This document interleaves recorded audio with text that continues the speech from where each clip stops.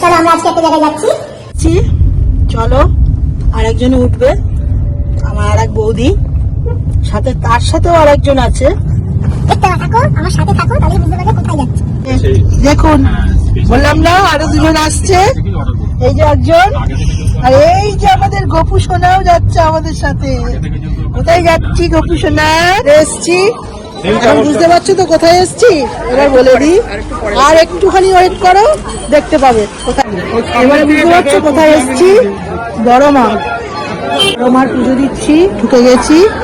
এবার বড় মার পুজো দিয়ে আমরা ফিরবো। আমাদের গোপু সোনাকেও নিয়ে এসছি। গোপু সোনা আবার চান করলো, নতুন জামা পরলো। ভেতরে খুব ভিড় ছিল, পুজো দিয়ে আসলাম। কচুরি খেতে বসলাম, এবারে কচুরি খেয়ে আমরা এবারে পুজো দেওয়া হয়ে গেল, কচুরিও খেলাম, এবারে ফিরছি। আমাদের গোপু সোনা ঘুমিয়ে পড়েছে। ব্লগটা এখানেই শেষ করছি। যদি ভালো লাগে তাহলে লাইক, কমেন্ট আর শেয়ার করে আর একটা সাবস্ক্রাইব করে দেবেন।